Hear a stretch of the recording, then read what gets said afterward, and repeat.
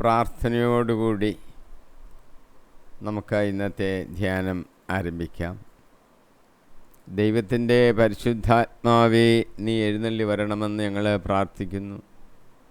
ഞങ്ങളുടെ ഹൃദയങ്ങളിലേക്ക് നീ എഴുന്നള്ളി വരണം. വചനത്തിൻ്റെ ആഴമായ അർത്ഥതലങ്ങളിലേക്ക് നീ ഞങ്ങളെ കൊണ്ടുപോയി കർത്താവേ, അത് സംസാരിക്കാൻ അടിയനെ നീ എടുത്തുപയോഗിക്കണമേ. ശ്രോതാക്കളിലേക്ക് ഈ വചനങ്ങൾ ആഴമായി പതിയാനും ആ വചനങ്ങൾ പ്രവർത്തിക്കുവാനും ഹൃദയങ്ങളിലേക്ക് തുളച്ചു കയറുവാനും മാറ്റങ്ങളെ വരുത്തുവാനും കർത്താവായ യേശു ക്രിസ്തുവിലുള്ള വിശ്വാസത്താൽ രക്ഷ പ്രാപിക്കത്തക്കവണ്ണം ആ വചനങ്ങൾ അവർക്ക് ഉപകാരപ്രദമായി തീരുവാനും അനുഗ്രഹിക്കണമെന്ന് പ്രാർത്ഥിക്കുന്നു. നീ ഞങ്ങളുടെ കൂടെ ഇരിക്കണമേ. വായി തുറക്കുമ്പോൾ കർത്താവ് തന്നെ വചനങ്ങൾ തരണമെന്ന് പ്രാർത്ഥിക്കുന്നു. യേശു കർത്താവിൻ്റെ നാമത്തിൽ തന്നെ ആമേൻ. നമ്മൾ ഇന്ന് ചിന്തിക്കുന്നത് ഗലാത്യ 4-ാം അധ്യായത്തിൻ്റെ 31-ാം വാക്യം ഇന്ന് ചിന്തിച്ച് തുടങ്ങി. അത് നമുക്ക് 5-ാം അധ്യായത്തിലോട്ട് പ്രവേശിച്ച് കുറേ വാക്യങ്ങൾ ഇന്ന് നമുക്ക് ധ്യാനിക്കാം. ദൈവത്തിൻ്റെ പരിശുദ്ധാത്മാവ് നമ്മളെ നയിക്കട്ടെ. 31:4 അത് ഞാനൊന്ന് വായിക്കുകയാണ്. സഹോദരരെ, അതുകൊണ്ട് നമ്മൾ ദാസിയുടെ മക്കളല്ല, സ്വതന്ത്രയുടേതാണ്. നമ്മൾ പറഞ്ഞു വന്ന കാര്യങ്ങൾ ചിന്തിച്ച് ഓർത്ത് നോക്കുമ്പോൾ, ദാസി എന്ന് പറയുന്നത് അബ്രാഹത്തിൻ്റെ വേലക്കാരിയായിരുന്ന ഹാഗാറും, സ്വതന്ത്രയുടെ മക്കൾ എന്ന് നമ്മളെ വിളിക്കുമ്പോൾ വാഗ്ദാനപ്രകാരം സാറായിൽ നിന്ന് അബ്രാഹത്തിന് ജനിച്ച ഇസ്ഹാക്കിൻ്റെ ആ സന്താന പരമ്പരയിൽ പെടുന്നവരാണെന്നും ആണ് നമ്മൾ മനസ്സിലാക്കുന്നത്. നമ്മളൊക്കെ ദാസിയുടെ മക്കളല്ല, സ്വതന്ത്രയുടെ മക്കളാണ് എന്നാണ് ഇവിടെ പറഞ്ഞിരിക്കുന്നത്. കാരണം ദാസി എന്ന് പറയുന്നത് എൻ്റെ മകൻ്റെ കൂടെ ഇവിടെ അവകാശത്തിന് യോഗ്യനല്ല, അവന് ഇറക്കിടണമെന്നാണല്ലോ സാറാ പറഞ്ഞത്. എന്നാൽ നമ്മൾ സ്വതന്ത്രയുടെ മക്കൾ എന്ന് പറയുമ്പോൾ നമുക്ക് സ്വാതന്ത്ര്യമുണ്ട് എന്ന് നമ്മൾ മനസ്സിലാക്കണം. ദൈവത്തിൻ്റെ വാഗ്ദാനം അനുസരിച്ച് ലഭിച്ച മകനാണ് ഇസ്ഹാക്ക്. ആ സന്താന പരമ്പരയിൽ പെടുന്നവരാണ് ഇസ്രായേൽ ജനം. അതാണ് സ്വാതന്ത്ര്യത്തെക്കുറിച്ച് ഉദ്ദേശിക്കുന്നത്. എന്നിട്ട് പുറജാതികളായ നാമെല്ലാവരും വിശ്വാസത്തിൻ്റെ അടിസ്ഥാനത്തിൽ യേശുക്രിസ്തുവിനോട് ചേർന്നപ്പോൾ അബ്രാഹത്തിൻ്റെ സന്തതി എന്നുള്ള ആ അവകാശത്തിലേക്ക് നമ്മളും പ്രവേശിച്ചു എന്നാണ് അതിൻ്റെ അർത്ഥം. അപ്പോൾ നമ്മൾ സ്വതന്ത്രയുടെ മക്കളാണ് എന്ന് അർത്ഥം. ഇതാണ് ആ വാചകം കൊണ്ട് ഉദ്ദേശിക്കുന്നത്. ദാസിയുടെ മക്കളല്ല, നമ്മൾ ഇറങ്ങിപ്പോകേണ്ടവരല്ല എന്ന് ചുരുക്കം. പഴയ നിയമത്തിൽ തന്നെ ഈ ഒരു കാര്യം വ്യക്തമാക്കിയിട്ടുണ്ട്. അതായത് പുതിയ നിയമത്തിലെ ഒരു ആശയം മാത്രമല്ല ഈ സ്വതന്ത്രരുടെ മക്കൾ എന്നൊക്കെ പറയുന്നത്, പഴയ നിയമത്തിൽ തന്നെ അത് പറഞ്ഞിട്ടുണ്ട്. അപ്പോൾ ഈ സ്വാതന്ത്ര്യത്തിൻ്റെ ഈ നിലപാട് പൗലോസ് പുതുതായിട്ട് കൊണ്ടുവന്ന ആശയമൊന്നുമല്ല, പഴയ നിയമത്തിലുള്ളത് കൊണ്ട് ക്രിസ്തുവിൽ കൂടി ദൈവത്തിൻ്റെ നവസ്വാതന്ത്ര്യം വാഴുന്നു എന്ന് നമുക്ക് മനസ്സിലായി. യഹൂദന്മാരുടെ ആചാരാനുഷ്ഠാനങ്ങളെ പിന്തുടരുന്നത് ക്രിസ്തീയ സ്വാതന്ത്ര്യത്തിന് നഷ്ടപ്പെടുത്തലാണ്. ക്രിസ്തീയ സ്വാതന്ത്ര്യം എന്നൊരു അവകാശം നമുക്കുണ്ട്. ആ അവകാശത്തെ നഷ്ടപ്പെടുത്തുകയാണ് യഹൂദരുടെ ആചാരാനുഷ്ഠാനങ്ങൾ നമ്മൾ പാലിക്കണമെന്ന് പറയുമ്പോൾ. അതാണ് ഈ സ്വാതന്ത്ര്യമെന്ന് പറയുന്നത്. ഇസ്രായേൽ ജനത്തിന് ചില ആചാരാനുഷ്ഠാനങ്ങളുണ്ട്. മോശ വഴി കൽപ്പനകൾ കൊടുത്തിട്ടുണ്ട്. ബലികളൊക്കെ അർപ്പിക്കേണ്ടത് ഏത് ക്രമത്തിലാണെന്നുള്ള ഒരു അനുഷ്ഠാന ക്രമമൊക്കെ പറഞ്ഞിട്ടുണ്ട്. ചില ചട്ടവട്ടങ്ങളൊക്കെ അവർ വ്യാഖ്യാനിച്ചുണ്ടാക്കിയിട്ടുണ്ട്. ഇതൊക്കെ പാലിക്കണം എങ്കിൽ മാത്രമേ രക്ഷയൊക്കെ കിട്ടുകയുള്ളൂ എന്നുള്ളൊരു ധാരണയാണ് അവർ വരുത്തിയിരിക്കുന്നത്. നമ്മൾ അതിൽ നിന്നൊക്കെ സ്വതന്ത്രരായി യേശു കർത്താവിനാൽ ഈ നിയമത്തിന് നമ്മൾ കീഴിലല്ല. അന്ന് പറഞ്ഞിരിക്കുന്ന പരിച്ഛേദന കർമ്മമൊന്നും ഇപ്പം നമ്മൾ നടത്തണ്ട എന്നുള്ള ആ സ്വാതന്ത്ര്യത്തിലേക്ക് നമ്മൾ വന്നിരിക്കുകയാണ്. ഇനി നമ്മൾ തിരിച്ച് ഈ ആചാരാനുഷ്ഠാനങ്ങൾ യഹൂദരുടെ അതിലേക്ക് തിരിച്ചു പോകേണ്ട കാര്യം ഇല്ല എന്നാണ് പൗലോസ് ഉറപ്പിച്ച് പറയുന്നത്. അങ്ങനെ പോയാൽ നമ്മൾ ചില അടിമത്തത്തിന് കാരണമാകും, ഇടയാകും. അത് ശാരീരികമായ ഭൗതികമായ ചില അടിമത്തങ്ങളാകാം, ആത്മീയ തലത്തിലുള്ള ചില അടിമത്തങ്ങളാകാം. ഇസ്രായേൽ ജനത്തിൻ്റെ ചരിത്രം നമുക്ക് നോക്കിയാൽ നമുക്ക് മനസ്സിലാകും, ഇസ്രായേൽ ജനം പല പ്രാവശ്യവും മറ്റ് രാജാക്കന്മാർക്ക് അടിമകളായി ഇരുന്നിട്ടുണ്ട്. ഈജിപ്തിൽ അവരടിമകളായിരുന്നു, പല രാജ്യക്കാരും അവരെ അടിമകളാക്കിയിരുന്നു. ഇത് നമുക്ക് കാണുവാൻ സാധിക്കും. പാപത്തിൻ്റെ അടിമകളുമായിരുന്നു അവർ. ഇന്നും പലരും പാപത്തിൻ്റെ അടിമകളാണ്. പാപം ചെയ്യുന്നവർ അതിൻ്റെ അടിമകളായി മാറുന്നു. അപ്പോൾ രണ്ട് രീതിയിലുള്ള അടിമത്തമുണ്ട്. ഈ ലോകത്തിൽ വിദേശ രാജ്യങ്ങളുടെ അടിമത്തം, അല്ലെങ്കിൽ ആത്മീയതലത്തിൽ ചിന്തിച്ചാൽ പലരും പാപത്തിൻ്റെ അടിമകൾ. ഈ രണ്ട് രീതിയിലും അടിമകളായി തീരുവാനായിട്ട് സാധ്യതയുണ്ട്. അങ്ങനെ ആയിരുന്നു ജനങ്ങളൊക്കെ. സുഭാഷിതങ്ങളിൻ്റെ 5-ാം അധ്യായം 22-ാം വാക്യത്തിൽ പറയുന്നു, ദുഷ്ടകൃത്യങ്ങൾ ദുഷ്ടരെ കെണിയിൽ വീഴ്ത്തുന്നു, സ്വന്തം പാപത്തിൻ്റെ വലയിൽ അവർ കുരുങ്ങുന്നു. അവരൊരു പാപം ചെയ്യുന്നു, ആ പാപത്തിൻ്റെ വലയിൽ അവരങ്ങ് കുരുങ്ങിപ്പോവുകയാണ്. അതിൽ നിന്ന് പിന്നെ അവർക്ക് ഇറങ്ങി വരാനൊക്കാതെ വരികയാണ്. ഇന്ന് നമുക്കറിയാമല്ലോ, ലഹരിയുടെ അടിമകളാകുന്നവർ, മറ്റ് വൃത്തികെട്ട അശുദ്ധമായ പാപങ്ങളിൽ വീഴുന്നവർ, തിരിച്ചു വരാൻ സാധ്യമല്ലാത്തതുപോലെ അവർ ആ പാപത്തിൻ്റെ അടിമകളായിരിക്കുക, അതിൽ കുരുങ്ങിപ്പോവുകയാണ്. മാറ്റം വരുത്താൻ വലിയ പ്രയാസമാണ്. അങ്ങനത്തെ ആ സാഹചര്യത്തിൽ അവർ പെട്ടുപോകുന്നു. യോഹന്നാൻ്റെ സുവിശേഷം 8-ാം അധ്യായത്തിൽ 34-ാം വാക്യത്തിൽ യേശു പറഞ്ഞൊരു കാര്യമുണ്ട്. സത്യം സത്യമായി ഞാൻ നിങ്ങളോട് പറയുന്നു, പാപം ചെയ്യുന്നവൻ പാപത്തിൻ്റെ അടിമയാണ്, അതിൻ്റെ കീഴിലാണ് ഭിന്നവൻ. രക്ഷപ്പെടുക പ്രയാസമേറിയൊരു കാര്യമാണ്. സ്വയം രക്ഷപ്പെടാനൊക്കത്തില്ല, പിന്നെ കർത്താവാണ് രക്ഷപ്പെടുത്തുന്നത്. അങ്ങനെ പാപത്തിൻ്റെ അടിമയായി തീർന്ന ഒരു ആളിനെക്കുറിച്ച് അപ്പസ്തോല പ്രവൃത്തികളെ നമുക്ക് കാണുവാൻ സാധിക്കും. സമറിയായിൽ ഉള്ളവർ പരിശുദ്ധാത്മാവിനെ സ്വീകരിക്കേണ്ടതിനായി പത്രോസ് യോഹന്നാനും ഈ സമറിയക്കാരുടെ ആ വിശ്വാസം സ്വീകരിച്ചവരുടെ മേൽ കൈകൾ വെച്ച് പ്രാർത്ഥിച്ചു. സമറിയക്കാരെ ക്രിസ്ത്യ വിശ്വാസത്തിലേക്ക് കൊണ്ടുവരാൻ സാധ്യമാണെന്നുള്ള ആദ്യകാലത്ത് സംശയങ്ങളായിരുന്നു. പക്ഷേ സമറിയക്കാർ വിശ്വാസം സ്വീകരിച്ചു, അവരെ ക്രിസ്തു മതത്തിലേക്ക്, ക്രിസ്ത്യ വിശ്വാസത്തിലേക്ക് കൊണ്ടുവന്നു. അവർക്ക് പരിശുദ്ധാത്മാവിനെ സ്വീകരിക്കണം. അങ്ങനെയാണല്ലോ സഭ വളരുന്നത്. ആദ്യകാലം അപ്പോസ്തലന്മാർ പരിശുദ്ധാത്മാവിനെ സ്വീകരിച്ചു പെന്തക്കോസ്ത നാളിൽ. അതുപോലെ ഇവർക്ക് പരിശുദ്ധാത്മാവിനെ സ്വീകരിക്കണം. അതിനുവേണ്ടി കൈവച്ച് പ്രാർത്ഥിക്കാനായിട്ട് പത്രോസും യോഹന്നാനും കൂടെ സമറിയായിലെ ആ ആൾക്കാരുടെ തലയിൽ കൈവച്ച് പ്രാർത്ഥിച്ചു. അപ്പോൾ അവർ പരിശുദ്ധാത്മാവിനെ പ്രാപിച്ചു. ഇത് കണ്ട് ശിമയോൻ എന്ന് പറയുന്നൊരു മനുഷ്യൻ അവിടെ ഉണ്ടായിരുന്നു. രണ്ടുപേര് കൈവച്ച് പ്രാർത്ഥിച്ചപ്പോൾ ആ പ്രാർത്ഥന സ്വീകരിച്ച ആ ആൾക്കാരുടെ മേൽ, സമറിയക്കാരുടെ മേൽ പരിശുദ്ധാത്മാവ് ഇറങ്ങി വന്നു. കാണാൻ സാധിക്കുന്ന രീതിയിലായിരുന്നു അന്ന് പല പരിശുദ്ധാത്മാവ് ഇറങ്ങി വന്ന് ആവസിക്കുന്നത്. അപ്പോസ്തലന്മാരുടെ തലയിൽ അഗ്നിജ്വാല പോലാണ് ഇറങ്ങി വന്നത്. പ്രാവിൻ്റെ രൂപത്തിൽ വരാം. യേശു കർത്താവ് സ്നാനം കഴിഞ്ഞെഴുന്നേറ്റപ്പോൾ പ്രാവിൻ്റെ രൂപത്തിലാണ് നമ്മൾ കണ്ടത്. അങ്ങനെ ഓരോ പ്രതീകങ്ങളിൽ കൂടെ കാണാം. അപ്പോൾ കാണത്തക്ക ചില അടയാളങ്ങൾ അന്ന് ഉണ്ടായിരുന്നു. ഇന്നും അങ്ങനെ സംഭവിക്കാം. അപ്പോൾ ഇവരെ കണ്ടു, ആൾക്കാരും അവിടെ കൂടെ നിന്ന മറ്റു ജനങ്ങളത് കണ്ടു.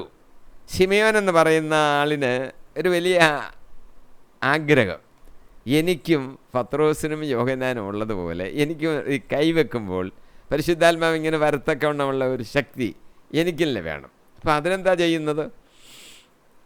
അയാൾ വിചാരിച്ചു, പത്രോസിൻ്റെയും യോഹന്നാൻ്റെയും അടുക്കൽ കുറച്ച് പണം അങ്ങ് കൊണ്ട് കൊടുത്തിട്ട് എനിക്കും ഈ കഴിവ് തരാൻ നിങ്ങൾ അനുഗ്രഹിക്കണം, അതിൻ്റെ കൂലിയായിട്ട് ഇതിരിക്കട്ടെ ഈ പണക്കിഴി എന്ന് വിചാരിച്ച അയാൾ പത്രോസിനെയും യോഹന്നാനെയും സമീപിച്ചു. ഈ ശക്തി എനിക്കും തരിക. പത്രോസ് മനസ്സിലാക്കി മറ്റുള്ള ഹൃദയങ്ങളുടെ വിചാരങ്ങൾ, ആത്മാക്കളെ തിരിച്ചറിയാനുള്ള, വിവേചിച്ചറിയാനുള്ള കഴിവ് പത്രോസിനുണ്ടായിരുന്നു. പത്രോസ് പറയുകയാണ്, നീ കടുത്ത വിദ്വേഷത്തിലും അനീതിയുടെ ബന്ധനത്തിലുമാണെന്ന് ഞാൻ മനസ്സിലാക്കുന്നു. നിനക്കൊരു സത്യാവസ്ഥ മനസ്സിലായിട്ടില്ല. നീ എന്തിനാണ് കടുത്ത വിദ്വേഷത്തിൽ നിൽക്കുകയാണ്. നിൻ്റെ മനസ്സ് അനീതിയുടെ ബന്ധനത്തിലാണ്. നീ എന്നെ ബന്ധിച്ചിരിക്കുകയാണ്. അതാണ് അടിമയാണെന്ന് പറഞ്ഞത്. അനീതിയുടെ ബന്ധനത്തിലാണ് നീ എന്ന് ഞാൻ മനസ്സിലാക്കുന്നു. പാപം ചെയ്യുന്നവൻ പാപത്തിൻ്റെ അടിമയാകുന്നു. 2 പത്രോസ് 2-ാം അധ്യായം 19-ാം വാക്യം പത്രോസ് പറയുകയാണ്, ഏതിനാൽ ഒരുവൻ തോൽപ്പിക്കപ്പെടുന്നുവോ അതിൻ്റെ അടിമയാണ് അവൻ. ഇപ്പോഴും നമുക്ക് പ്രായോഗികമായിട്ട് നമുക്കറിയാം ഏത് കാര്യത്തിലാണ് തോൽപ്പിക്കപ്പെടുന്നത്. അതിൻ്റെ അടിമയാണ്. മദ്യത്തിനാണോ തോൽപ്പിക്കപ്പെട്ടത്? മദ്യത്തിൻ്റെ അടിമയാണ്. മറ്റൊരു തെറ്റിലാണോ അടിമയായത്, തെറ്റ് ചെയ്തത്? അതിൻ്റെ അടിമയാണ്. അങ്ങനെ പലരും ഓരോരോ തെറ്റിൻ്റെ, പാപത്തിൻ്റെ അടിമയായിക്കൊണ്ടിരിക്കുക. പല പാപങ്ങളുടെ അടിമകളായി പലരും ജീവിക്കുന്നു. പാപത്തിൻ്റെ അടിമത്തത്തിൽ ജീവിക്കുന്നവരുടെ എണ്ണം കൂടിക്കൂടി വരുന്നു എന്നാണ് നമുക്കിപ്പോൾ കാണുവാൻ സാധിക്കുന്നത്. അപ്പോൾ നമ്മൾ ഒരിക്കലും അടിമത്തത്തിൻ്റെ മക്കളാകാൻ പാടില്ല. നമ്മൾ സ്വാതന്ത്ര്യത്തിൻ്റെ, സ്വതന്ത്രയുടെ മക്കൾ ആണ്. കർത്താവ് വേർതിരിച്ച ഒരു ജനമാണ്. നമ്മൾ അതിൽ ഉൾപ്പെടുന്നു എന്ന് നമുക്ക് മനസ്സിലാക്കണം. അടിമയുടെ മക്കളല്ല, സ്വതന്ത്രരുടെ മക്കളാണ്. ആത്മീയമായ സ്വാതന്ത്ര്യം, രാഷ്ട്രീയപരമായ സ്വാതന്ത്ര്യത്തെക്കുറിച്ചൊക്കെ നമുക്ക് ചിന്തിക്കാം. അതിനെക്കുറിച്ചല്ല ഇപ്പം നമ്മൾ ചിന്തിക്കുന്നത്. ആത്മീയമായ ചില സ്വാതന്ത്ര്യം, അതിനെക്കുറിച്ച് നമ്മൾ ചില കാര്യങ്ങൾ അറിഞ്ഞിരിക്കണം. കർത്താവായ യേശു നമുക്ക് ചില ബന്ധനങ്ങളിൽ നമ്മളെ വിടുവിക്കാനാണ് വന്നിരിക്കുന്നത്. യേശയ്യ 42-ാം അധ്യായം 7-ാം വാക്യത്തിൽ യേശയ്യ ഇങ്ങനെ പ്രവചിച്ചിട്ടുണ്ട്, അന്ധർക്ക് കാഴ്ചയും തടവുകാരെ കാരാഗ്രഹത്തിൽ നിന്നും അന്ധകാരത്തിലിരിക്കുന്നവരെ ഇരുട്ടറയിൽ നിന്നും മോചിപ്പിക്കുന്നതിനു വേണ്ടി ഞാൻ നിന്നെ ജനത്തിന് ഉടമ്പടിയും ജനതകൾക്ക് പ്രകാശവുമാക്കിയിരിക്കുന്നു. യേശുവിനെക്കുറിച്ചുള്ളൊരു പ്രവചനമാണത്. അന്ധകാരത്തിൽ നിന്നും ഇരുട്ടറയിൽ നിന്നുമുള്ള മോചനത്തിനാണ് യേശു വന്നത്. ജനതകൾക്ക് ഒരു പ്രകാശം. ആ പ്രകാശത്തിലോട്ട് നോക്കി അങ്ങ് നടന്നാൽ മതി. അതിനാണ് യേശു വന്നത്, അന്ധകാരത്തിൽ നിന്ന് വിടുവിക്കുവാൻ. യേശയ്യ വിമോചനത്തിൻ്റെ സദ്വാർത്ത ഇങ്ങനെയാണ് നൽകിയിരിക്കുന്നത്. യേശയ്യ 61:1 ഇങ്ങനെ പറഞ്ഞിരിക്കുന്നു, ദൈവമായ കർത്താവിൻ്റെ ആത്മാവ് എൻ്റെ മേലുണ്ട്. ആത്മാവ് എൻ്റെ മേലുണ്ട്. യേശുവിനെക്കുറിച്ച് ഇത് പറയുന്നത്. നമ്മുടെ മേലും ദൈവത്തിൻ്റെ ആത്മാവ് വരും. പീഡിതരെ സദ്വാർത്ത അറിയിക്കുന്നതിന് അവിടുന്ന് എന്നെ അഭിഷേകം ചെയ്തിരിക്കുന്നു. പീഡിതരെ സദ്വാർത്ത അറിയിക്കുന്നതിന് അവിടുന്ന് എന്നെ അഭിഷേകം ചെയ്തിരിക്കുന്നു. യേശുവിനെക്കുറിച്ചുള്ള പ്രവചനമാണ്. ഓരോ ക്രിസ്തീയ വിശ്വാസിയെ സംബന്ധിച്ചത് ബാധകമാണ്. നമ്മളെ അഭിഷേകം ചെയ്തിരിക്കുന്നു. അഭിഷേകം ചെയ്തിരിക്കുക എന്ന് പറഞ്ഞാൽ പരിശുദ്ധാത്മാവിനാൽ നമ്മളെ ഇങ്ങനെ അഭിഷേകം ചെയ്തിരിക്കുന്നു എന്നതിൻ്റെ അർത്ഥം. എന്തിനു വേണ്ടിയാണ്? പീഡിതരെ സദ്വാർത്ത അറിയിക്കുന്നതിന്. ഈ സദ്വാർത്ത, സുവിശേഷം കേട്ടില്ലെങ്കിൽ അവരെ പീഡനത്തിലിരിക്കുകയാണ്, അവരെ മോചിപ്പിക്കുകയാണ് ഈ സുവിശേഷത്തിൻ്റെ ഉദ്ദേശം. നമ്മളെ അതിന് അഭിഷേകം ചെയ്തിരിക്കുക, ഇതൊന്ന് പറയാനായിട്ട്. പറയാൻ പോലും നമുക്ക് പ്രയാസമാണ്. പറയാനേ നമ്മളുടെ ആ നിയോഗം അതാണ്. അതങ്ങ് പറയുക, പറയും തന്നെ മടിക്കുക, പിന്നെങ്ങനെ പ്രവൃത്തിയിൽ അത് കാണിക്കുന്നത്? ഇതാണ് നമുക്ക് പറ്റുന്ന ഒരു തകരാറ്. യോഹന്നാന്റെ സുവിശേഷം 8-ാം അധ്യായം 32-ാം വാക്യത്തിൽ യേശു ചില യഹൂദരോട്, എല്ലാ യഹൂദരോടുമായിട്ടല്ല, യേശുവിൽ വിശ്വസിച്ച ചില യഹൂദരുണ്ട്, അവരോടായിട്ട് യേശു പറയുകയാണ്, നിങ്ങൾ സത്യം അറിയുകയും സത്യം നിങ്ങളെ സ്വതന്ത്രരാക്കുകയും ചെയ്യും. 2 കാര്യങ്ങളാണ് പറയുന്നത്. ഒന്ന്, നിങ്ങൾ സത്യം അറിയും. യേശു ക്രിസ്തുവിൽ വിശ്വസിക്കുന്നവർക്ക് ഇനിയും അത് സംഭവിച്ചുകൊണ്ടേയിരിക്കും. സത്യം അറിയും. നമ്മൾ ശിശുക്കളായിരുന്നാൽ പോരാ, യേശുവിൽ വിശ്വസിച്ചു, ഇനിയും വിശ്വാസത്തിൻ്റെ സത്യങ്ങൾ ധാരാളം നമ്മൾ അറിയാനുണ്ട്. അത് നമ്മളിലേക്ക് വരും, നമ്മളതറിയും. എന്നിട്ട് ആ സത്യം നിങ്ങളെ സ്വതന്ത്രരാക്കും. നമ്മളിപ്പോൾ അടിമത്തത്തിലിരിക്കുന്നുവെങ്കിൽ അതിൽ നിന്ന് സ്വാതന്ത്ര്യം നമ്മൾ പ്രാപിക്കും.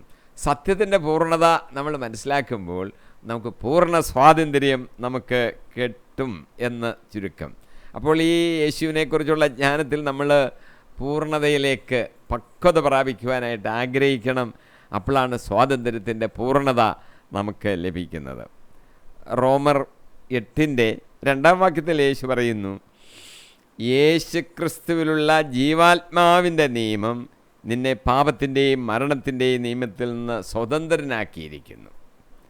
നമ്മൾ പാപത്തിൻ്റെയും മരണത്തിൻ്റെയും അടിമകളാണ്. പാപം ചെയ്യുന്നത് കൊണ്ട് മരണവും ഉണ്ടാകും. അപ്പോൾ അതിൻ്റെ അടിമകളായിട്ട് നമ്മൾ കിടക്കുകയാണ്. അതിൽ നിന്ന് നമ്മളെ വിടുവിക്കുന്നത്, നമ്മളെ സ്വതന്ത്രരാക്കുന്നത് യേശുക്രിസ്തുവിലുള്ള ജീവാത്മാവിൻ്റെ നിയമമാണ്. അപ്പം നിയമത്തെക്കുറിച്ച് നമ്മൾ ഓർക്കണം. നമ്മൾ നിയമത്തിലല്ല, വിശ്വാസത്താലാണ് രക്ഷ എന്ന് പറയുമ്പോൾ ഈ ഇസ്രായേൽ ജനം അനുഷ്ഠിക്കാൻ വേണ്ടി പറഞ്ഞിരിക്കുന്ന നിയമങ്ങളുടെ അക്ഷരാർത്ഥത്തിലുള്ള ആ പാലനം കൊണ്ട് നമ്മൾ രക്ഷപ്പെടുമെന്ന് വിചാരിക്കരുത്. യേശുക്രിസ്തുവിനെ രക്ഷകനായി വിശ്വസിക്കണം, എങ്കിലേ രക്ഷയുള്ളൂ എന്നാണ് നമ്മൾ ഈ പറയുന്നതിൻ്റെ അർത്ഥം. അപ്പോൾ ആ നിയമങ്ങളാൽ നമ്മൾ രക്ഷ പ്രാപിക്കുന്നില്ല. അത് നമ്മൾ തെറ്റൊന്നും ചെയ്യരുത്, പാപം ചെയ്യരുത്. ഇപ്പോൾ നമ്മളെ നടത്തുന്നത് യേശുക്രിസ്തുവിലുള്ള ജീവാത്മാവിൻ്റെ നിയമമാണ്. ജീവാത്മാവ് പരിശുദ്ധാത്മാവിനെ കുറിക്കുന്നതാണ്. ജീവാത്മാവിൻ്റെ ചില നിയമങ്ങൾ, നമ്മളിൽ വസിക്കുന്ന പരിശുദ്ധാത്മാവ് നമ്മളെ നടത്താൻ നമ്മളുടെ ഉള്ളിലിരുന്ന് ഉപദേശങ്ങൾ നൽകുകയാണ്. ദൈവത്തിൻ്റെ ആത്മാവ് നമ്മളെ പ്രേരിപ്പിക്കുന്ന അനുസരിച്ച് മാത്രമേ നമ്മൾ മുന്നോട്ട് പോകാവൂ. തെറ്റിലോട്ട് വീഴരുത്. നമ്മുടെ ഉദ്ദേശവും ബുദ്ധിയും ഒന്നും അല്ല പ്രവർത്തിക്കേണ്ടത്. വചനം എന്ത് പറയുന്നു, പരിശുദ്ധാത്മാവ് എന്തോ നമ്മളോട് പറഞ്ഞുകൊണ്ടിരിക്കുന്നു, അതനുസരിച്ച് നമ്മൾ ജീവിക്കണം. അല്ലാതെ പോകാൻ പാടില്ല. ആ ജീവാത്മാവിൻ്റെ നിയമം അനുസരിച്ച് ജീവിക്കുമ്പോൾ നമ്മളെ സ്വതന്ത്രരായിക്കൊണ്ടിരിക്കുക, സ്വാതന്ത്ര്യത്തിലേക്ക് കടക്കുകയാണ്. പാപത്തിൻ്റെ അടിമത്തത്തിൽ നിന്നും മരണത്തിൻ്റെ നിന്നും നമ്മൾ വിടുവിക്കപ്പെടുകയാണ്. നിത്യജീവനിലേക്ക് നമ്മൾ പ്രവേശിക്കുന്നു എന്ന് അർത്ഥം. 2 കൊരിന്ത്യർ 3:17 പൗലോസ് എഴുതുന്നു, കർത്താവ് ആത്മാവാണ്, കർത്താവിൻ്റെ ആത്മാവുള്ളിടത്ത് സ്വാതന്ത്ര്യമുണ്ട്. കർത്താവ് ആത്മാവാണ്, യേശുക്രിസ്തു ആത്മാവാണ്. 1 കൊരിന്ത്യർ 15:45 പറയുന്നുണ്ട്, അവൻ ജീവദാതാവായ ആത്മാവായി തീർന്നു. അല്ലെങ്കിലും ദൈവം എന്ന് പറയുമ്പോൾ ആത്മാവാണ്, കർത്താവ് ആത്മാവാണ്.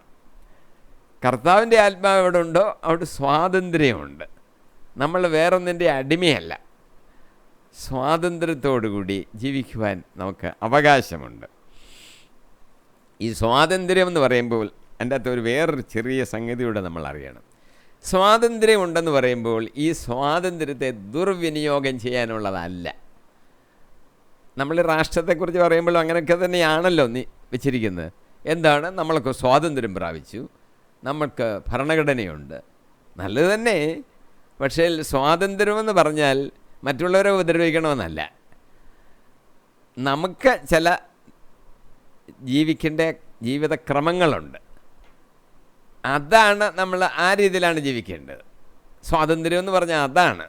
അല്ല, മറ്റുള്ളവരെ ജീവിക്കാൻ അനുവദിക്കാതിരിക്കുന്നതിനല്ല സ്വാതന്ത്ര്യം എന്ന് പറയുന്നത്. അപ്പോൾ ഈ സ്വാതന്ത്ര്യത്തെ നമ്മൾ ദുർവിനിയോഗം ചെയ്യരുത്. ഒരാൾ ബസ്സിൽ യാത്ര ചെയ്യുക, അദ്ദേഹത്തിന് ഒന്ന് സിഗരറ്റ് വലിക്കണമെന്ന് തോന്നി. അല്ല, അദ്ദേഹം സിഗരറ്റ് വലിക്കുന്ന അദ്ദേഹത്തിൻ്റെ കാര്യമാണെന്ന് വേണമെങ്കിൽ നമുക്ക് ചിന്തിക്കാം, അതിന് തെറ്റുണ്ട്. പക്ഷേ അദ്ദേഹം അങ്ങ് സിഗരറ്റ് വലിച്ച പുകയല്ല ഇങ്ങനെ പറപ്പിക്കുക, അടുത്തിരിക്കുന്ന ആളിനൊരു ശല്യമായി മാറുന്നു. അപ്പോൾ അടുത്തിരുന്ന ആൾ പറയുക, അയ്യോ എനിക്കൊരു ശല്യമാണ്, ഒന്ന് നിർത്തണേ എന്ന് പറയുമ്പോൾ, എൻ്റെ സ്വാതന്ത്ര്യമല്ലയോ, എനിക്ക് സിഗരറ്റ് വലിക്കാൻ സ്വാതന്ത്ര്യമില്ലേ എന്ന് പറയുന്നതല്ല സ്വാതന്ത്ര്യം. സ്വാതന്ത്ര്യം എന്ന് പറയുന്നത് മറ്റുള്ളവർക്ക് കുഴപ്പം ചെയ്യാനല്ല, അത് ദുർവിനിയോഗം ചെയ്യാൻ ഉള്ളതല്ല. 1 കൊരിന്ത്യർ 8:9 പൗലോസ് എഴുതിയിരിക്കുന്നു, നിങ്ങളുടെ സ്വാതന്ത്ര്യം ബലഹീനർക്ക് എന്തെങ്കിലും വിധത്തിൽ ഇടർച്ചയ്ക്ക് കാരണമാകാതിരിക്കാൻ സൂക്ഷിക്കണം. നമുക്ക് എല്ലാവരും ഒരുപോലെ അറിവും ജ്ഞാനവും ഉള്ളവരല്ലല്ലോ. ബലഹീനരുണ്ട്, ബലവാന്മാരുണ്ട്. ഒരർത്ഥത്തിൽ വിശ്വാസികളുടെ ഇടയിൽ ചിലർക്ക് അങ്ങ് എന്തങ്ങോട്ട് തൊട്ടാൽ പോലും അങ്ങ് പാവമാണോ എന്നൊക്കെ ഉള്ളൊരു ചിന്ത എന്താണെന്നുള്ളത് പരിശുദ്ധാത്മാവ് പറഞ്ഞു തരും. അങ്ങനെ ചിലർക്ക് ബലഹീനരായ മനുഷ്യരുണ്ട്. അവർക്ക് ഈ ഭക്ഷണം കഴിക്കുന്നത് തെറ്റാണോ, മറ്റേ ഭക്ഷണം കഴിക്കുന്നത് തെറ്റാണോ, ഇങ്ങനെയൊക്കെ ഉള്ളൊരു തോന്നലുണ്ട്. ഏതായാലും അങ്ങനെയുള്ള ബലഹീനരായ മനുഷ്യർക്ക് ബലവാന്മാരുടെ പ്രവർത്തനങ്ങൾ ഇടർച്ച വരുത്തരുത്. അവർക്കതൊരു സങ്കടകരമായ അവസ്ഥയിലേക്ക് അവരെ കൊണ്ടുപോകരുത്. അപ്പോൾ അവരെ നമ്മളൊന്ന് ഉദ്ദേശിക്കണം. ബലഹീനരെ നമ്മൾ കണക്കാക്കി വേണം ബലവാന്മാരെന്ന് ഭാവിക്കുന്ന നമ്മളൊക്കെ ജീവിക്കേണ്ടത് എന്ന് പൗലോസ് എടുത്തു പറയുകയാണ്. അവർ നമ്മുടെ കൂടെ ഉള്ളവരാ. അവരുടെ കാര്യങ്ങൾ നമ്മൾ ശ്രദ്ധയിൽ നമുക്കുണ്ടായിരിക്കണം. അവരെ കൂടെ കണക്കിലെടുത്തിട്ട് വേണം നമ്മുടെ ജീവിതത്തെ നമ്മൾ മുന്നോട്ട് കൊണ്ടുപോകാൻ. ഗലാത്യ ലേഖനം 5:13 സഹോദരരെ, സ്വാതന്ത്ര്യത്തിലേക്കാണ് നിങ്ങൾ വിളിക്കപ്പെട്ടിരിക്കുന്നത്. ഭൗതിക സുഖത്തിനുള്ള സ്വാതന്ത്ര്യമായി അതിനെ ഗണിക്കരുതെന്ന് മാത്രം, പ്രത്യുത സ്നേഹത്തോടുകൂടെ ദാസരെ പോലെ പരസ്പരം സ്നേഹിക്കുവിൻ. സ്വാതന്ത്ര്യത്തിൻ്റെ ആ സ്വാഭാവിക ഗുണങ്ങളാണ് പറഞ്ഞിരിക്കുന്നത്. ഈ ഭൗതിക സുഖത്തിനുള്ള സ്വാതന്ത്ര്യമായിട്ട് ഇതിനെ കണക്കാക്കരുത്. സ്വാതന്ത്ര്യം എന്നുള്ള വാക്ക് പറഞ്ഞതുകൊണ്ട് തെറ്റിദ്ധരിക്കരുത്. ഭൗതികമായ സുഖത്തിന് ഉള്ള ഒരു സ്വാതന്ത്ര്യമാണ് ക്രിസ്തീയ സഭയെന്നൊന്നും വിചാരിച്ചു കളയരുത്. അതല്ല ഉദ്ദേശിക്കുന്നത്. സ്നേഹത്തോടു കൂടെ ദാസരെ പോലെ പരസ്പരം സ്നേഹിക്കുവിൻ. സ്നേഹിക്കണം, അതാണ് പ്രധാന സംഗതി. എങ്ങനെ സ്നേഹിക്കണം? ദാസരെ പോലെ സ്നേഹിക്കണം. അതാണ് സ്നേഹത്തിൻ്റെ ആ അളവുകോൽ. അങ്ങനെയാണ് സ്നേഹിക്കേണ്ടത്. അതാണ് യേശു അന്ത്യത്താഴ് ദിവസം കാൽകഴുകൽ ശുശ്രൂഷ നടത്തിയിട്ട് പഠിപ്പിച്ചത്. ഞാൻ നിങ്ങൾക്ക് മാതൃകയായിരിക്കുന്നു, ഞാൻ ചെയ്തതുപോലെ നിങ്ങൾ ചെയ്യേണ്ടതിന് ഞാൻ നിങ്ങൾക്കിത് കാണിച്ചു തന്നിരിക്കുന്നു. ദാസൻ്റെ ജോലിയായി കണക്കാക്കപ്പെട്ടിരുന്നതാണ് യജമാനൻ്റെ കാല് കഴുകുക എന്നുള്ളത്. ഇവിടെ എല്ലാത്തിൻ്റെയും കർത്താവ് യജമാനൻ ദാസരായ മനുഷ്യൻ്റെ കാലുകൾ കഴുകുന്നു. അതാണ് ഏറ്റവും വലിയ അത്ഭുതമെന്ന് നമുക്ക് ചിന്തിക്കാം. ദാസനെ പോലെ കാൽ കഴുകുന്നു. ശുശ്രൂഷിക്കണം. അങ്ങനെ പരസ്പരം സ്നേഹിക്കണം. നമ്മൾ ചെയ്യുമ്പോൾ തന്നെ അത് സ്നേഹത്തോടു കൂടി ആയിരിക്കണം ചെയ്യേണ്ടത്. എന്നോട് ഇങ്ങനെ ചെയ്യാൻ പറഞ്ഞതുകൊണ്ട് ഞാനങ്ങനെ ചെയ്യുന്നു എന്നുള്ള ഭാവത്തിലല്ല. അത് ചെയ്യുന്നത് തന്നെ സ്നേഹത്തോടു കൂടിയാണ്. മോനെ ഇതെടുത്ത് അങ്ങോട്ട് കൊണ്ടുവെക്ക്, ഒരു കൽപ്പന എൻ്റെ മേൽ വന്നല്ലോ എന്ന് വിചാരിച്ച് അത് ആ കൽപ്പന അനുസരിക്കാൻ വേണ്ടി അങ്ങോട്ട് ചെയ്യും. ആ രീതി ചെയ്യുന്നതല്ല. ആ ചെയ്യുന്നതിൽ സന്തോഷം വേണം, ചെയ്യുന്നതിൽ സ്നേഹത്തിൻ്റെ ഭാവം വേണം. ഞാൻ ആർക്ക് വേണ്ടി ഇത് ചെയ്യുന്നു? എൻ്റെ സഹോദരന് വേണ്ടി, എൻ്റെ അപ്പന് വേണ്ടി. ആ ചെയ്യുന്ന കാര്യത്തിൽ സ്നേഹം വേണം. ഞാൻ എന്തിനു കാല് കഴുകുന്നു? സ്നേഹത്തോടു കൂടി കാല് കഴുകണം. അല്ല, എന്നോടൊരു കൽപ്പന തന്നിട്ടുള്ളത് കൊണ്ട് കാല് കഴുകാതിരിക്കാൻ ഒക്കത്തില്ല, അതുകൊണ്ട് ഞാൻ ആ കാല് കഴുകുന്നു, അങ്ങനെയല്ല. സ്നേഹത്തോടുകൂടി ദാസനെ പോലെ പരസ്പരം സ്നേഹിക്കണം. അപ്പം സ്വാതന്ത്ര്യം എന്ന് പറഞ്ഞാൽ നമ്മുടെ ഇഷ്ടമനുസരിച്ച് ഏതാണ്ടൊക്കെ ചെയ്തു വെക്കുക എന്നുള്ളതല്ല. മറ്റുള്ളവരെ നമ്മൾ ശുശ്രൂഷിക്കണം. നമ്മൾ ദാസരെ പോലെ അവരെ ശുശ്രൂഷിക്കണം. അതാണ് സ്വാതന്ത്ര്യത്തിൻ്റെ പ്രത്യേകത. 1 പത്രോസ് 2:16 സ്വാതന്ത്ര്യം തിന്മയുടെ ആവരണമാക്കരുത്, മറിച്ച് ദൈവത്തിൻ്റെ ദാസരെ പോലെ ജീവിക്കുവീൻ. തിന്മയുടെ ആവരണമാക്കരുത് ഈ സ്വാതന്ത്ര്യം. പലരും തിന്മ ചെയ്യും. തിന്മ ചെയ്തിട്ട് അത് മറ്റുള്ളവരുടെ മുൻപിൽ കാണപ്പെടരുത്. ഞാൻ ചെയ്ത തിന്മ അതിനെ ഒന്ന് ആവരണം ചെയ്യാൻ, മറച്ച് വയ്ക്കുവാൻ പല പല വേലകളുണ്ട്. അത് പല രീതിയിലുണ്ട്. ഉദാരമായി സംഭാവനകൾ പാവപ്പെട്ടവർ കൊടുക്കുന്നു, കാണിക്കും, അത് വലിയ പരസ്യം കൊടുക്കും, അത് ചെയ്യുന്നു. 25 വീടുകൾ ഞാൻ വെച്ച് കൊടുക്കുന്നു.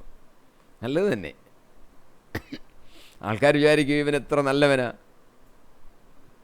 അങ്ങനെ ചിന്തിക്കട്ടെന്ന് വിചാരിച്ചാണ് ചെയ്യുന്നത്. ആ ചിന്ത അദ്ദേഹം ചെയ്തിരിക്കുന്ന അനേക തിന്മകളെ മറച്ച് വെക്കും എന്ന് ചിന്തിച്ചാണ് ചെയ്യുന്നത്. ആ തിന്മയ്ക്ക് ഒരു ആവരണമായിട്ട് ചിലരോരോന്നൊക്കെ ചെയ്തു വെക്കും. ആ മനുഷ്യൻ ആ തിന്മയൊന്നും ചെയ്യത്തില്ല എന്ന് ജനങ്ങൾക്ക് തോന്നും. അങ്ങനെ തോന്നാൻ വേണ്ടി ചിലർ ഓരോ പ്രവൃത്തികൾ ചെയ്യും. അങ്ങനെ ആകരുത് എന്നാണ് പത്രോസ് അപ്പോസ്തലൻ നമ്മളോട് ഇവിടെ പറയുന്നത്. 31-ാമത്തെ വാക്യത്തിൽ നിന്ന് ഇനി നമുക്ക് 5-ാമത്തെ അധ്യായത്തിലോട്ട് പ്രവേശിക്കാം. അതിൻ്റെ 1-ാം വാക്യത്തിലോട്ട് തന്നെ കയറാം. കർത്താവ് നമ്മളെ മോചിപ്പിച്ചു, സ്വാതന്ത്ര്യത്തിലേക്കാണ് മോചിപ്പിച്ചിരിക്കുന്നത്. പൗലോസ് പറയുന്നത്, അതുകൊണ്ട് നിങ്ങൾ സ്ഥിരതയോടെ നിൽക്കുവീൻ, അടിമത്തത്തിന് നോകത്തിന് ഇനിയും നിങ്ങൾ വിധേയരാകരുത്. നമ്മൾ അതിന് വിശദമായിട്ട് ചിന്തിക്കും. നിങ്ങൾ സ്ഥിരതയോടെ നിൽക്കണം, അടിമത്തത്തിന് നുഖത്തിന് ഇനി നിങ്ങൾ വിധേയരാകരുത്. 2 കാര്യങ്ങൾ പറയുന്നുണ്ട്. ഒന്ന്, സ്ഥിരത വേണം. നമ്മൾ വിശ്വാസത്തിൽ വന്ന് കയറിയിട്ട് പിന്നെയും സംശയം, അങ്ങോട്ട് പോകണോ ഇങ്ങോട്ട് പോകണോ, സ്ഥിരത വേണം.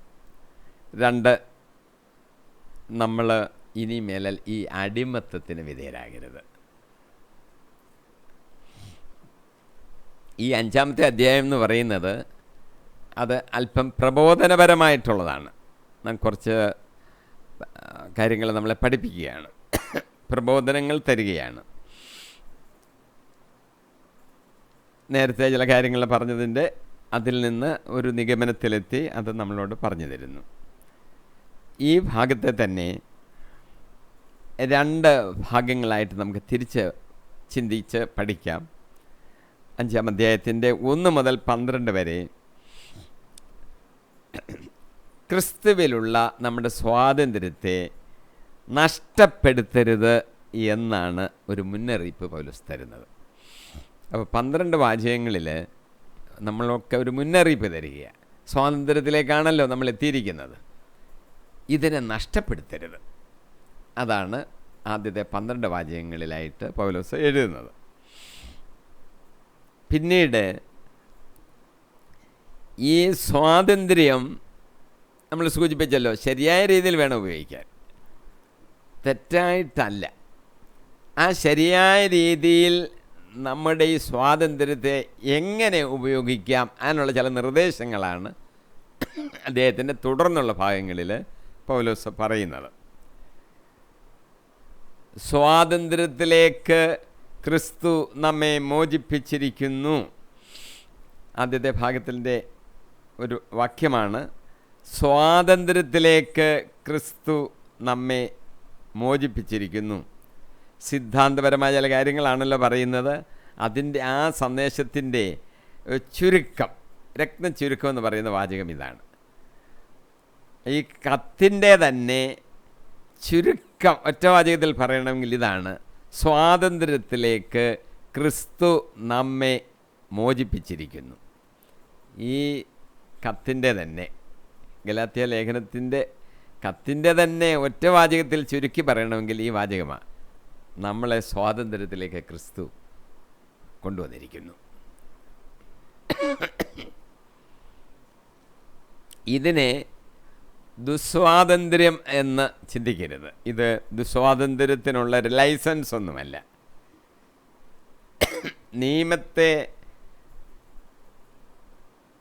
നിയമത്തിൽ നിന്നും ഭൗതികമായ അതിൻ്റെ അനുഷ്ഠാനങ്ങളിൽ നിന്നുമുള്ള ഒരു സ്വാതന്ത്ര്യമാണ്.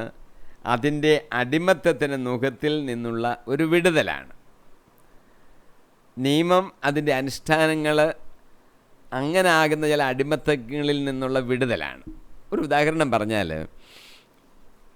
അന്ന് ഇത് കൂടുതലായിട്ട് പ്രശ്നമായിരുന്നു. യഹൂദന്മാരിൽ ക്രിസ്ത്യാനികളാകുന്നവർ, അവർ പലരും നേരത്തെ തന്നെ പരിച്ഛേദനകർമ്മം നടത്തിയവരായിരിക്കും. അപ്പോൾ പരിച്ഛേദനകർമ്മം നടത്താത്ത ഒരാൾ ക്രിസ്ത്യാനിയായാലോ പുറജാതികളായ ഒരാൾ ക്രിസ്തീയ വിശ്വാസത്തിലേക്ക് വന്നാലോ ഈ പരിച്ഛേദന കർമ്മം നടത്തണോ? അങ്ങനൊരു തർക്കം തന്നെ അവിടെ ഉണ്ടായിരുന്നു. അതിനൊക്കെ പരിഹാരമായി പൗലോസ് പറയുന്നതിൻ്റെ ആ പരിച്ഛേദന കർമ്മത്തിൻ്റെ ആവശ്യമില്ല. നമ്മൾ സ്വതന്ത്രരാക്കിയിരിക്കുകയാണ്. ആ കർമ്മങ്ങളൊക്കെ ഇനിയും ചെയ്ത് നമ്മൾ ആ കർമ്മങ്ങളുടെ ഒന്നും അടിമയാകാനായിട്ട് പാടില്ല. ഇതാണ് പൗലോസ് വളരെ വ്യക്തമായിട്ട് പറയുന്നത്. ഒരു ഉദാഹരണം പറഞ്ഞതേ ഉള്ളൂ. ഇതുപോലുള്ള പല അനുഷ്ഠാനക്രമങ്ങളുണ്ട്. അതിൻ്റെ ഒന്നും അടിമയാകാൻ പാടില്ല. ഭൗതികമായ അനുഷ്ഠാനക്രമങ്ങളുടെ ഒന്നും അടിമയാകരുത്. നമ്മളെ അതിന് സ്വാതന്ത്ര്യം തന്നിരിക്കുകയാണ്. അതിൻ്റെ അടിമത്തത്തിൻ്റെ ആ നുഖത്തിൽ നിന്ന് നമ്മളെ വിടുവിച്ചിരിക്കുകയാണ്. ഇനി പൗലോസ് പറയുന്നൊരു കാര്യം, നമ്മൾ സ്ഥിരതയോടെ നിൽക്കണം.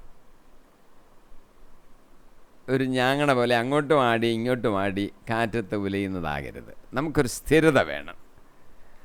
എഫേസോസ് 4:14 പൗലോസ് ഇങ്ങനെ ഒരു വാചകം എഴുതിയിരിക്കുന്നു: നാം ഇനിമേൽ തെറ്റിൻ്റെ വഞ്ചനയിൽപ്പെടുത്താൻ മനുഷ്യർ കൗശലപൂർവ്വം നൽകുന്ന വക്രതയാർന്ന ഉപദേശങ്ങളുടെ കാറ്റിൽ ആടി ഉലയുകയും തൂത്തെറിയപ്പെടുകയും ചെയ്യുന്ന ശിശുക്കൾ ആകരുത്. ശിശുക്കൾ എന്ന് ഇവിടെ പൗലോസ് ഉദ്ദേശിക്കുന്നത് ശിശുക്കളെ, പക്വത ഒന്നുള്ളവർ എന്നൊക്കെയുള്ള വാക്കുകളൊക്കെ പൗലോസ് ഉപയോഗിക്കുമ്പോൾ അതിൻ്റെ കാര്യം ഇതാണ്. ശിശുക്കൾ എന്ന് പറഞ്ഞാൽ അറിവിൽ, വിശ്വാസത്തിൻ്റെ ആ ജ്ഞാനത്തിൽ പ്രാരംഭമായ ചില കാര്യങ്ങൾ മനസ്സിലാക്കി കഴിഞ്ഞു, പക്ഷേ അറിവ് വർദ്ധിച്ച് പൂർണ്ണതയിലേക്ക് എത്തിയിട്ടില്ല. അങ്ങനെയുള്ളവരെയാണ് ശിശുക്കൾ എന്ന് പറയുന്നത്. നമ്മൾ ആ ശിശുക്കളെ പോലെ ആയിരുന്നാൽ പോരാ, നമ്മളെ ജ്ഞാനത്തിൽ വർദ്ധിക്കണം. അതാണ് പൗലോസോട് ഉദ്ദേശിക്കുന്നത്. നമ്മൾ ശിശുക്കളാകരുത്. പലരും വിചാരിക്കും എനിക്ക് വിശ്വാസത്യങ്ങൾ കുറച്ച് അറിയാമല്ലോ, അത്രയൊക്കെ മതിയല്ലോ, ഇനിയും മറ്റു കാര്യങ്ങളൊക്കെ ചെയ്ത് ജീവിച്ചാൽ മതി എന്ന് ചിലർ വിചാരിക്കും.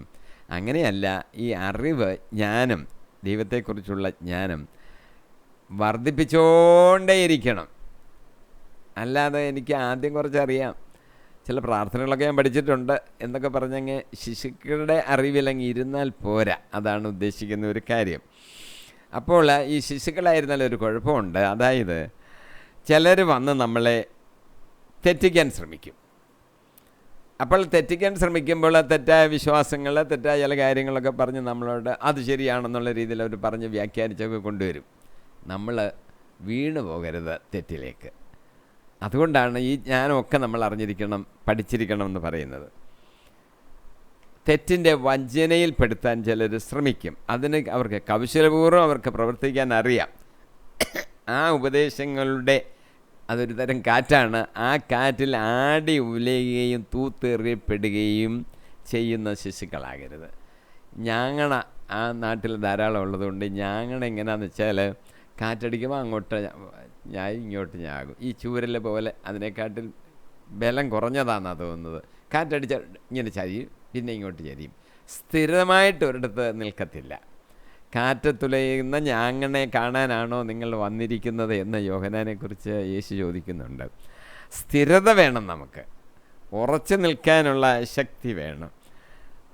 അതാണ് പൗലോസ് ഇവിടെ സൂചിപ്പിക്കുന്നത്. കൊരിന്ത്യ ലേഖനത്തിൽ പൗലോസ് നമ്മളോട് ഇങ്ങനെ ആഹ്വാനം ചെയ്യുന്നു.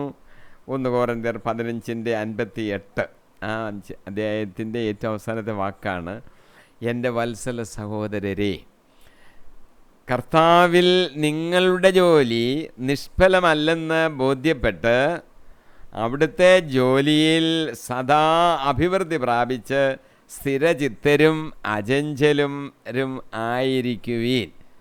ഉയർപ്പിനെക്കുറിച്ചൊക്കെ പറഞ്ഞിട്ട് പൗലോസ് അവസാനം കൺക്ലൂഡ് ചെയ്യുന്നത് അങ്ങനെയാണ്: നിങ്ങൾ വിഷമിച്ച് പോകണ്ട, നിങ്ങൾക്കൊരു ഉയർപ്പ് ലഭിക്കും. അപ്പോൾ നിങ്ങൾ സ്ഥിരചിത്തരായിരിക്കണം. എന്നിട്ട് നിങ്ങൾ മനസ്സിലാക്കണം, നിങ്ങളുടെ കർത്താവിന് വേണ്ടിയുള്ള നിങ്ങളുടെ ജോലി നിങ്ങൾ കുറയ്ക്കണ്ട. അതിനൊക്കെ ഫലമുണ്ട്, നിഷ്ഫലമല്ല എന്ന് നിങ്ങൾ ബോധ്യപ്പെടണം. അതിന് കർത്താവ് അനുഗ്രഹങ്ങളെയും പ്രതിഫലമൊക്കെയും തരും. അതിൽ നിങ്ങൾ കർത്താവിന് വേണ്ടിയുള്ള ജോലിയിൽ നിങ്ങൾ അഭിവൃദ്ധിപ്പെട്ട് മുന്നോട്ട് പോകണം. നിങ്ങൾ സ്ഥിരചിത്തരായിരിക്കണം, അചഞ്ചലരായിരിക്കണം എന്ന് 1 കൊരിന്ത്യർ 15:58 ആ അധ്യായത്തിൻ്റെ അവസാനത്തെ വാചകത്തിൽ പൗലോസ് നമ്മളോട് പറയുന്നു. ഈ കഷ്ടങ്ങൾ വരും ആൾക്കാർക്ക്. കഷ്ടതകളില്ലാത്തൊരു ജീവിതമല്ലല്ലോ ഈ ലോക ജീവിതം. കഷ്ടതകൾ വരുമ്പോൾ അത് സഹിക്കണം. ആ സഹിക്കുന്നതിലും നമുക്കൊരു സ്ഥിരത വേണം, ഉറപ്പ് വേണം.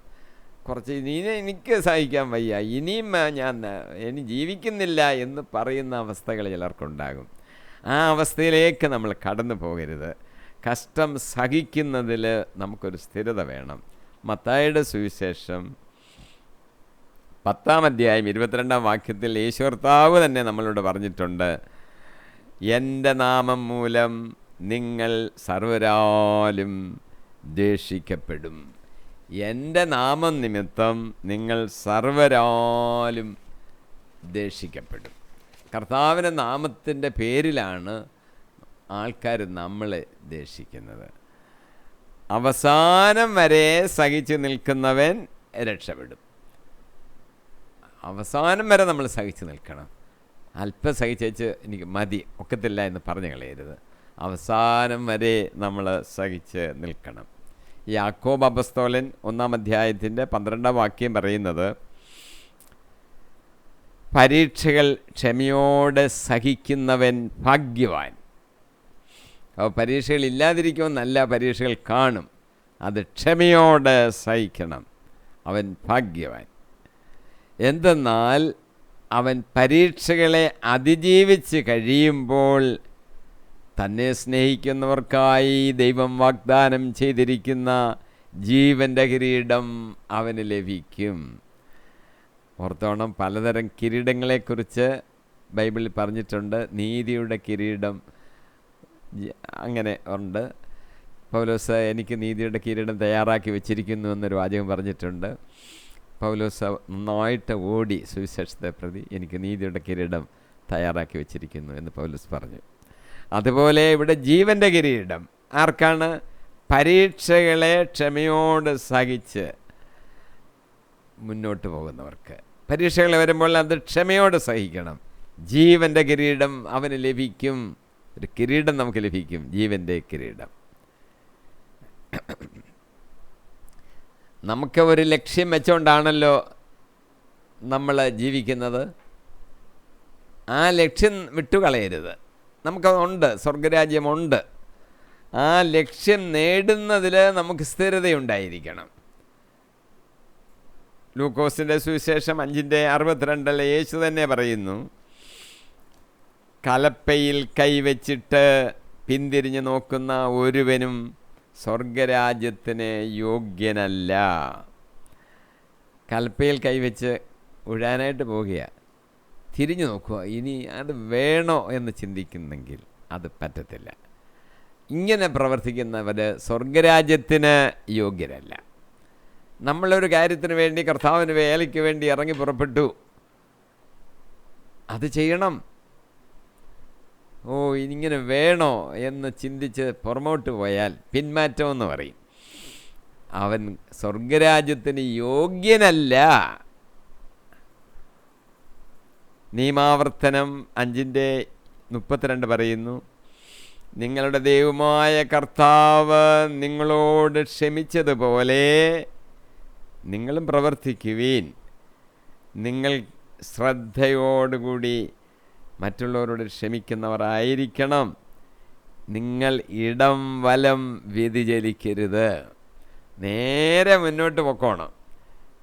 അങ്ങോട്ടും ഇങ്ങോട്ടും ഒക്കെ നോക്കി വ്യതിചലിച്ച് കളയരുത്. ശരിയായ ഒരു കാര്യം, ലക്ഷ്യം നമ്മുടെ മുന്നിലുണ്ടെങ്കിൽ ആ ലക്ഷ്യത്തെ തന്നെ നോക്കി മുന്നോട്ട് പോകണം.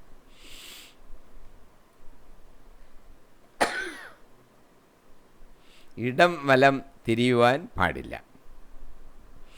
നമുക്ക് ഇരുമനസ്സ് പാടില്ല. 2 വള്ളത്തിലോട്ട് കാല് ചവിട്ടി രക്ഷപ്പെടത്തില്ല.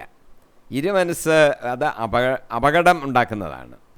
ലൂക്കോസിൻ്റെ സുവിശേഷം 16:13 യേശു കർത്താവ് പറഞ്ഞൊരു കാര്യമാണ്, ഒരു ഭൃത്യന് 2 യജമാനന്മാരെ സേവിക്കുവാൻ സാധിക്കത്തില്ല. ആത്മാർത്ഥമായിട്ട് ഒരാളെ അങ്ങ് സേവിക്ക്. ഒന്നുകിൽ അവൻ ഒരുവനെ ദേഷിക്കുകയും മറ്റവനെ സ്നേഹിക്കുകയും ചെയ്യും, അല്ലെങ്കിൽ ഒരുവനോട് ഭക്തി കാണിക്കുകയും മറ്റവനെ നിന്ദിക്കുകയും ചെയ്യും. 2 യജമാനൻ്റെ 2 പേരെ ഞാൻ സേവിച്ചോളാം, 2 പേരോട് ഭക്തി കാണിച്ചോളാം, 2 പേരെ സ്നേഹിച്ചോളാം എന്ന് പറഞ്ഞാലൊന്നും സംഗതി നടപ്പാകത്തില്ല. സ്നേഹം ദൈവത്തോട്, അതിൽ സ്ഥിരതയുള്ളവരായിരിക്കണം. രണ്ടും കൊടുക്കുമെന്ന് വിചാരിക്കരുത്. ഈ ലോക സ്നേഹവും ദൈവസ്നേഹവും ധനസമ്പാദനവും ഭക്തിയും ഒന്നിച്ചു പോകത്തില്ല, രണ്ടും കൂടെ ഒക്കത്തില്ല. അത് നമ്മൾ മനസ്സിലാക്കണം.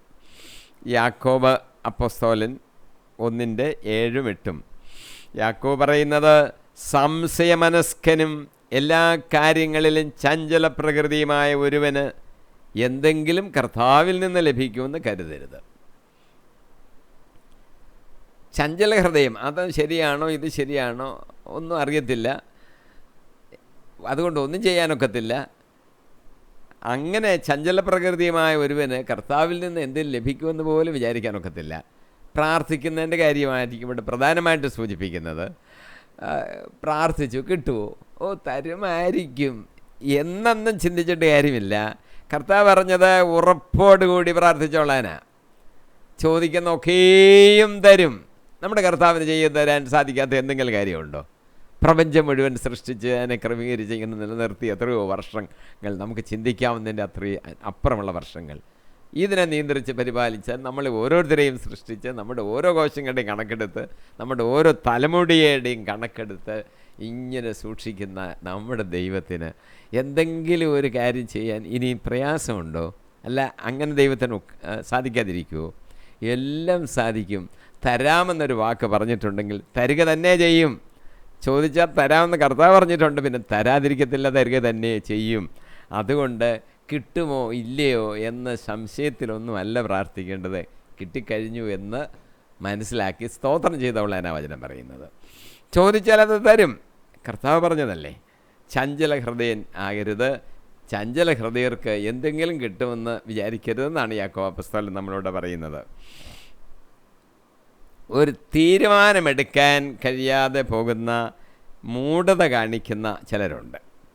ചെറിയ പ്രശ്നം വരുമ്പോൾ എന്താണ് തീരുമാനിക്കേണ്ടത് എന്ന് വിചാരിച്ച് കഷ്ടപ്പെടുന്നവരുണ്ട്. ഏതെങ്കിലും തീരുമാനത്തിന് മാനുഷികമായ രീതിയിൽ എന്താണ് ഒരു തീരുമാനമെടുക്കേണ്ടതെന്ന് അറിയാൻ വയ്യാത്തവർ ധാരാളം കാണും. പക്ഷേ അവരൊരു കാര്യം ചെയ്താൽ മതി, കർത്താവിനോട് ചോദിക്കണം. കർത്താവിൻ്റെ തീരുമാനം എന്താണെന്നൊന്ന് അറിയിക്കാൻ പറഞ്ഞാൽ മതി. കർത്താവ് നമ്മളെ ശരിയായ വിധത്തിൽ നേരായ വഴിയിൽ നല്ലൊരു തീരുമാനത്തിൽ കൊണ്ടെത്തിച്ച് അങ്ങനെ തന്നെ കൊണ്ടുപോയിക്കോളും. നമ്മളെ തന്നെ കർത്താവിന് വിട്ടുകൊടുത്താൽ കർത്താവ് നമ്മളെ കൊണ്ടുപോയിക്കോളും. നമ്മൾ വഴി അറിയണമെന്ന് അറിയത്തില്ലായിരിക്കും. നമ്മളെല്ലാവരും ഒരുപോലെ അല്ലല്ലോ. എല്ലാവരുടെയും ബുദ്ധിശക്തി ദൈവം തന്നിരിക്കുന്നതാണ്, ഒരുപോലെ അല്ലല്ലോ. കർത്താവിനങ്ങ് വിട്ടുകൊടുത്താൽ കൃത്യമായിട്ടും കർത്താവ് നമ്മളെ നേർവഴിക്ക് തന്നെ നടത്തി എന്താണ് നമ്മൾ ചെയ്യേണ്ടതെന്ന് ആ വഴിയിൽ കൂടെ നമ്മളെ നടത്തിക്കൊണ്ടുപോയിക്കോളും. 1 രാജാക്കന്മാർ 18:21 പറയുകയാണ്, ഏലിയ പ്രവാചകൻ ജനത്തെ സമീപിച്ചിട്ട് ചോദിക്കുകയാണ്, നിങ്ങൾ എത്ര നാൾ 2 വഞ്ചിയിൽ കാൽ വെക്കും? കർത്താവാണ് ദൈവമെങ്കിൽ അവിടുത്തെ അനുഗമിക്കുവീൻ, ബാലാണ് ദൈവമെങ്കിൽ അവൻ്റെ പിന്നാലെ പോകുവീൻ. ജനമൊന്നും പറഞ്ഞില്ല. ദൈവത്തെയും ആരാധിക്കും, അത് കഴിഞ്ഞിട്ട് ബാലിനെയും ആരാധിക്കും, രണ്ടിടത്തും ബലിപീഠങ്ങൾ ഉണ്ടാക്കി 2 പേരെയും ബലികൾ അർപ്പിക്കും. അർത്ഥമില്ലെന്നാണ് ഏലിയ പറഞ്ഞിരിക്കുന്നത്. നിങ്ങളെന്ന് ആലോചിച്ച് നോക്ക്, നിങ്ങളുടെ ദൈവം ഏതാണ്? യഹോവയായ ദൈവമാണ് എങ്കിൽ നിങ്ങൾ ദൈവത്തെ അനുഗമിക്കുവീൻ. അല്ല, നിങ്ങൾ പറയുക ബാലാണ് ദൈവം. ശരി, നിങ്ങൾ അങ്ങോട്ടങ്ങ് പൊക്കൂ. ഇവിടെ നിൽക്കുന്ന ഇതിന് ബാലാണ് ദൈവമെങ്കിൽ നിങ്ങൾ ബാലിനെ ആരാധിക്കുക. നിങ്ങൾക്കൊക്കെ ഒരു സ്ഥിരത വേണ്ടേ മനസ്സിന്? ഇതാണ് ഏലിയ ചോദിച്ചത്. രണ്ടിടത്തും കൂടെ നിൽക്കുന്നതിൽ കാര്യമില്ലെന്നല്ല, അത് രണ്ടും പരാജയമായി പോകും. ഉറച്ചുള്ള വിശ്വാസത്തിൽ നമ്മൾ നിലനിൽക്കണം. ക്രിസ്തുവാണ് നമുക്ക് സ്വാതന്ത്ര്യം നൽകുന്നത് എന്ന് നമ്മൾ മനസ്സിലാക്കിക്കോണം. റോമർ 8:2 പൗലോസ് എഴുതിയിരിക്കുകയാണ്, യേശുക്രിസ്തുവിലുള്ള ജീവാത്മാവിൻ്റെ നിയമം നിന്നെ പാപത്തിൻ്റെയും മരണത്തിൻ്റെയും നിയമത്തിൽ നിന്ന് സ്വതന്ത്രനാക്കിയിരിക്കുന്നു. ആ വാചകം നമ്മൾ നേരത്തെ തന്നെ ചിന്തിച്ചതാണ്. യേശുക്രിസ്തുവിലുള്ള ജീവാത്മാവിൻ്റെ നിയമമാണ് പാപത്തിൻ്റെയും മരണത്തിൻ്റെയും അടിമത്തത്തിൽ നിന്ന് നമ്മളെ സ്വതന്ത്രരാക്കുന്നത് എന്ന് നമ്മൾ മനസ്സിലാക്കണം. യോഹന്നാൻ 8:31-32 യേശു പറഞ്ഞിട്ടുണ്ടല്ലോ, നിങ്ങളെ ഈ സത്യം നിങ്ങളെ സ്വതന്ത്രരാക്കും. നിങ്ങൾ ഈ സത്യത്തിൽ നിലനിൽക്കണം. അവർക്ക് വിശ്വാസം വന്നു, എന്താ ഈ സത്യത്തിൽ നിലനിൽക്കുക, ആ സത്യം നിങ്ങളെ സ്വതന്ത്രരാക്കും. അപ്പോൾ നമ്മൾ ഇനി മേലാൽ ലോകത്തിൻ്റേത് എന്ന മട്ടിൽ ജീവിക്കരുത്. കൊളോസോസ് ലേഖനത്തിൽ 2:20 പൗലോസ് നമ്മളോട് നിർദ്ദേശിക്കുകയാണ്, ക്രിസ്തുവിനോടൊപ്പം പ്രപഞ്ചത്തിൻ്റെ മൂലഭൂതങ്ങൾക്ക് നിങ്ങൾ മരിച്ചു കഴിഞ്ഞിരിക്കുന്നതിനാൽ ഇനിയും ലോകത്തിൻ്റേതെന്ന മട്ടിൽ ജീവിക്കുന്നത് എന്തിന്? നമ്മൾ ഇനിയും ജീവിക്കുമ്പോഴേ ലോകത്തിൻ്റേത് എന്ന മട്ടിൽ ജീവിക്കരുത്. ഈ മൂലഭൂതങ്ങൾക്ക്, പ്രപഞ്ചത്തിൻ്റെ മൂലഭൂതങ്ങൾക്ക് നമ്മൾ മരിച്ചു കഴിഞ്ഞതാണ്. ലോകത്തിൻ്റേതായിട്ട് ഇനി നമ്മൾ ജീവിക്കരുത്. മർക്കോസിൻ്റെ സുവിശേഷം 7:8 യേശു കർത്താവ് തന്നെ പറയുകയാണ്, കപടനാട്യക്കാരെ കുറിച്ചാണ് യേശു പറയുന്നത്, വ്യർത്ഥമായി അവർ എന്നെ ആരാധിക്കുന്നു, മനുഷ്യരുടെ കൽപ്പനകൾ പ്രമാണങ്ങളായി പഠിപ്പിക്കുകയും ചെയ്യുന്നു. ദൈവത്തിൻ്റെ കൽപ്പനകൾ ഉപേക്ഷിച്ച് മനുഷ്യരുടെ പാരമ്പര്യം നിങ്ങൾ മുറുകെ പിടിക്കുന്നു. ദൈവത്തിൻ്റെ കൽപ്പന, കരുണാദയ, ഈ കാര്യം, സ്നേഹം, ഇതൊക്കെയാണ്. അതിനെ അങ്ങ് തള്ളിക്കളഞ്ഞിട്ട് മനുഷ്യരുണ്ടാക്കി വച്ചിരിക്കുന്ന ചില പാരമ്പര്യങ്ങളൊക്കെ ഉണ്ട്, അതിനെ അങ്ങ് മുറുകെ പിടിക്കുക. കൈ കഴുകുന്ന കാര്യം, കാല് കഴുകുന്ന കാര്യം, കുളിക്കുന്ന കാര്യവും, ഇന്ന ഭക്ഷണമേ കഴിക്കാമെന്ന് പറയുന്ന കാര്യം, ഇങ്ങനെയൊക്കെയുള്ള ചില പാരമ്പര്യങ്ങൾ, നിങ്ങൾ അതിനെയാണ് മുറുകെ പിടിക്കുന്നത്. പ്രധാനപ്പെട്ട സ്നേഹം, നീതി, കരുണ, ഇതൊക്കെ നിങ്ങളങ്ങ് മറന്നു കളയുകയാണ്.